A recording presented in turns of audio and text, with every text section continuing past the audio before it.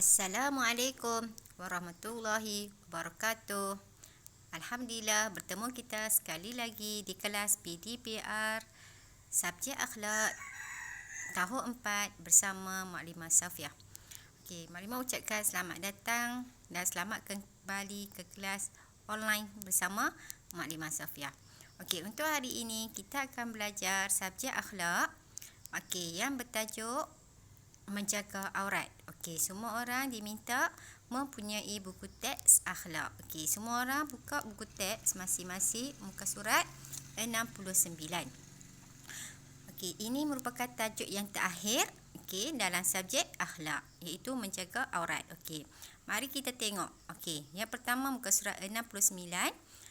Okey, menjaga aurat. Aurat kita, terutamanya aurat ni terbagi pada dua kan, aurat lelaki dan aurat perempuan. Aurat perempuan. Islam telah menetapkan cara-cara dan adab-adab berpakaian bagi seorang Islam. Dalam surah Al-Ahzab yang bermaksud, wahai Nabi, katakanlah kepada isteri-isterimu, anak-anak perempuan dan isteri-isterinya orang mukmin, hendaklah mereka menghulurkan jilbabnya keseluruhan tubuh mereka, yang demikian itu supaya mereka mudah untuk dikenali kerana mereka tidak akan diganggu, dan Allah Maha Pengampun lagi Maha Penyayang. Di sini dia menekankan tentang cara menutup aurat. Aurat tu dia banyak merujuk kepada cara pemakaian kita. Kamu faham kan? Kalau orang perempuan aurat dia daripada mana? Perempuan aurat dia semua kecuali muka dan tapak tangan. Nampak ke dalam surah Al-Ahzab yang bermaksud dia kata apa? Kita kena menutup aurat supaya apa? Mudah dikenali dan juga tidak diganggu. Itu tujuan utama kenapa kita perlu menutup aurat. Jilbab, kata menghulurkan jilbabnya keseluruhan badan dalam firman Allah kan. Maksud dia jilbab ni pakaian kita. Dia supaya kita tidak diganggu dan mudah dikenal. Cara-cara dan adab berpakaian bagi wanita Islam. Macam mana pakaian bagi orang Islam? Perempuan, wanita Islam, pakaian dia yang pertama, memakai pakaian yang menutup aurat kecuali muka dan tapak tangan. Kita boleh pakai pakaian kecuali semua kena tutup kecuali muka dan tapak tangan. Kedua, tidak terlalu sempit dan ketat sehingga menampakkan tubuh. Tidak terlalu nipis sehingga menampakkan bayang-bayang tubuh. Jadi maksud dia pakaian ni tidak terlalu sempit, ketat sehingga menampakkan tubuh kita. Dan juga tidak terlalu nipis. Pakaian yang nipis ni dia tak baiklah. Sebab dia apa? Dia akan menampakkan kita punya tubuh kan. Seterusnya dia kata apa? Sabda Rasulullah berkata, sesungguhnya termasuk ahli neraka iaitu perempuan-perempuan berpakaian tetapi bertelanjang yang condong kepada maksiat dan menarik orang lain untuk membuat maksiat. Mereka tidak akan masuk syurga dan tidak akan mencium baunya. Nampak tak? Kalau kita tengok kan, kalau kita tak menjaga aurat, sampai nak cium bau syurga pun tak boleh. Betul tak? Sebab sekarang dia kata sesungguhnya dia kata ramai perempuan sekarang dia berpakaian tapi bertelanjang. Maksud dia apa? Dia tak menutup aurat. Macam yang kata tadi lah, dia pakai baju ketat, baju nipis sehingga menampakkan tubuh badan. Itu tak boleh haram, berdosa besar. Dia kata maksudnya berpakaian tetapi bertelanjang adalah memakai pakaian yang tidak berfungsi menutup aurat. Sehingga terlihat kulit. Kerana nipis dan sempit pakaiannya. Sehingga menampakkan kulit kita kan. Kalau boleh tengok contoh pakaian. Sebenarnya perempuan ni nampak nampak rambut seurat pun tak boleh. Berdosa aurat perempuan tu kena jaga elok-elok. Apatah lagi tak pakai tudung. Kan pakai ketat sempit kan. Kamu tengok contoh lah. Seterusnya, tidak menyerupai pakaian lelaki. Ada orang perempuan ni suka jenis pakai lelaki macam mana? Dia pakai baju seluar jeans, dia pakai pakaian t-shirt kemeja lelaki, tak boleh lah kan. Seterusnya tidak menarik perhatian. Okey, tidak menarik perhatian lelaki kan. Tidak menyerupai pakaian wanita-wanita kafir dan musyrik. Kita maksudnya tidak menarik pakaian kita ni tidak menarik perhatian lelaki. Kita pakai baju ni sampai jangan bagi lelaki wow cantiknya, tak boleh lah, jangan sampai menarik perhatian lelaki. Seterusnya tidak menyerupai pakaian wanita kafir dan musyrik, itu pakaian yang mendedahkan aurat. Satu lagi pakaian kita jangan sama dengan pakaian kaum kalau orang-orang kafir. Contoh kita boleh tengok macam mana orang kafir berpakaian. Kita tak boleh sama pakaian kita dengan orang kafir. Sebab orang kafir dia mendedahkan aurat kan. Okey. Barang siapa yang menyerupai sesuatu kaum, maka dia itu dari golongan mereka. Nampak kalau kita memakai pakaian yang serupa dengan kaum orang yang sebut tadi kan, orang kafir, sesungguhnya kita pun termasuk dalam golongan mereka. Na'udzubillah, tak boleh lah Okey, seterusnya, bukan untuk menunjuk-nunjuk, berhias-hias atau bermegah-megah dan membanggakan diri. Maksud dia bukan kita tak nak tunjuk kita pakai baju kita ni, bukannya kita ada niat nak tunjuk kata kita lah paling cantik. Tak boleh berdosa. Tidak memakai wangi-wangian yang boleh menarik perhatian kaum lelaki ketika keluar dari rumah. Satu lagi minyak wangi. Okey, minyak wangi boleh tak kita pakai? Boleh, bukan tak boleh. Jangan tak pakai langsung sampai busuknya kan. Sebab kita ni kita manusia ni, badan kita kalau kita tak pakai minyak wangi sikit, badan kita berbau. Betul tak? Boleh pakai, tapi janganlah melampau, janganlah banyak, pakai sikit-sikit sudahlah.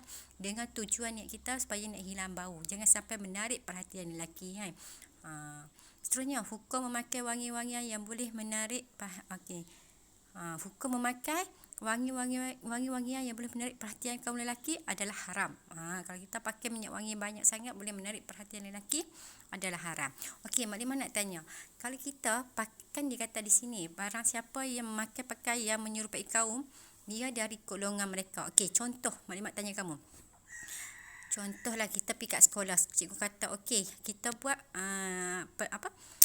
budaya kan, cara pakaian. Contoh kita nak pakai sari, boleh tak? Boleh, bukan tak boleh. Tapi yang menutup aurat lah. Contoh, jangan niat kita nak pakai yang menyerupai kaum lain. Tu maksud dia, kita pakai baju, contoh baju, katalah kita pakai cheongsam kan. Kita pakai cheongsam, tapi kita pergi berjalan-jalan. Sampai orang tak tahu Cina ke Melayu. Betul tak? Tu tak boleh lah. Okey, kalau tujuan nak untuk belajar, untuk sekolah, tak apa, tak ada masalah. Sebab dia ada tujuan dia, bukan untuk menunjukkan, tu untuk pembelajaran kita, tak apa. Faham tak? Okey. Seterusnya, aurat lelaki pula. Okey, aurat lelaki apa dia? Aurat lelaki ni dia kena jaga aurat daripada mana? Daripada pusat hingga lutut. Okey, mari kita tengok cara-cara dan adab-adab berpakaian bagi lelaki Islam. Memakai pakaian yang menutup aurat lelaki ialah antara pusat dan lutut. Lelaki ni dia tak pakai baju, tak apa, berdosa tak? Tak. Lelaki kalau tak pakai baju tak apa. Aurat lelaki daripada mana? Pusat hingga lutut. Dia kena jaga pusat hingga lutut sahaja. Tapi kita orang Islam ni tak manis lah pula kan, kalau nak pergi main bola sepak tak pakai baju, nampak tak comel kan. Jagalah juga kan. Cuma kita kena, lelaki ni dia kena jaga tutup aurat dia antara pusat hingga lutut. Okey. Seterusnya, tidak menyerupai pakaian wanita seperti memakai rantai, suban dan gelang. Lelaki jangan cuba sesekali nak pakai gelang, tengok macam cantik je perempuan tu pakai kan. Pakai rantai tak boleh, haram, berdosa. Cincin boleh pakai tak? Cincin boleh, tapi bukan cincin emas. Lelaki dilarang memakai barang emas, haram. Okey. Dia kata apa? Rasulullah telah melaknati kaum lelaki yang menyerupai wanita dan kaum wanita yang menyerupai lelaki. Okey. Rasulullah laknat kepada kaumnya, di mana lelaki ni kalau dia pakai pakaian menyerupai wanita dan wanita menyerupai lelaki, tak boleh lah, haram, berdosa besar. Lelaki kalau menyerupai wanita kita sebut apa? Ya, pondan kan. Kalau perempuan menyerupai lelaki, tomboy, betul tak? Tak malah. Okey, seterusnya, tidak menyerupai pakaian orang-orang kafir dan musyrik yang jelas menunjukkan identiti agama mereka. Contohnya haram memakai pakaian kuning seperti Sami atau pakaian seperti paderi Kristian. Tak boleh lah. Jangan cuba isteringan nak pakai pakaian paderi. Haram lah, tak boleh. Tidak terlalu sempit dan ketat sehingga menampakkan tubuh. Haram memakai emas bagi lelaki. Macam cakap tadi, lelaki tak boleh pakai emas, haram.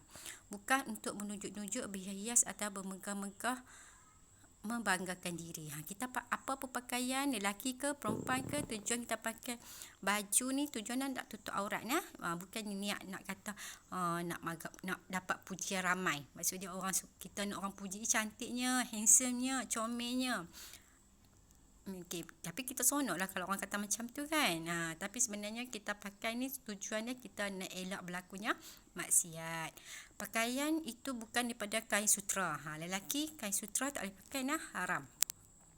Okey, seterusnya kita tengok kesan-kesan jika tidak menutup aurat. Apa kesan dia kepada diri sendiri kalau tak menjaga aurat? Berdosa besar. Okay, yang kedua, terdedah kepada fitnah. Kalau kita tak menutup aurat, kita mudah terkena kepada fitnah.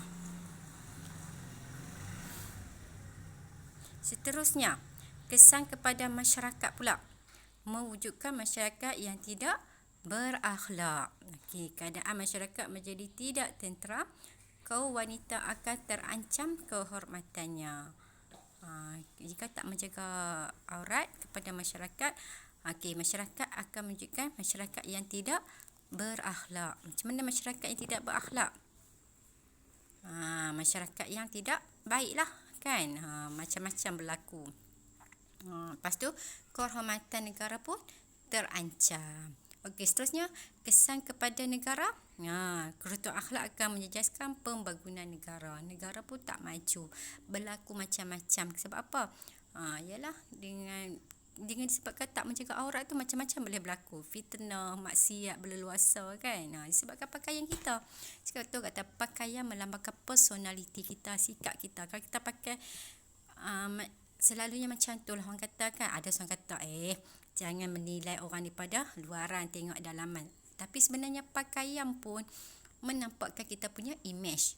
Ada tak kalau kita pakai tudung kita nak pergi buat maksiat? Jarang lah berlaku. Kalau kita pakai jubah, pakai tudung, ataupun orang lelaki pula pakai serban, pakai jubah, ada tak dia nak pergi disco? Tak ada kan. Tu orang kata pakaian ni dia melambangkan identiti kita kan. Seterusnya, yang terakhir, akan budaya asing mudah masuk ke negara kita dan tak sihat lah. Contohnya seperti rock, budaya rock. Kadang-kadang budaya rock ni dia disebabkan oleh satu pakaian kita. Orang pakaian budaya rock ni, pakaian dia macam mana? Kan, macam dia pakai seluar koyak, baju pula koyak kan, macam tak cukup kain je kalau perempuan kan, dengan rambut dia. Orang rock ni ada tak pakai tudung? Orang yang penyanyi rock ni selalunya tak pakai tudung je rock. Apa nak pakai tudung, betul tak? Itu yang memang kata kadang-kadang pakaian kita ni melambangkan identiti kita, akhlak kita. Jadi kita kena jagalah aurat kita dengan baik, supaya yang pertama kita nak elak daripada berlakunya maksiat. Maksiat ni berlaku disebabkan kita sendirilah, pakaian kita kan, sehingga menjolok mata lelaki tengok, wow kan. Tak bolehlah macam tu, berdosa besar kan. Dilaknat oleh Allah kan. Dia tak bau syurga. Bayangkan tak bau syurga kalau kita tak menjaga aurat ni. Macam mana? Na'udzubillah. Okey, itu saja kot pelajaran kita untuk hari ini. Maklumat harap semua pelajar faham. Okey, nanti maklumat akan bagi latihan. Okey, boleh tengok dalam Telegram. Okey, itu saja. Sekian, terima kasih.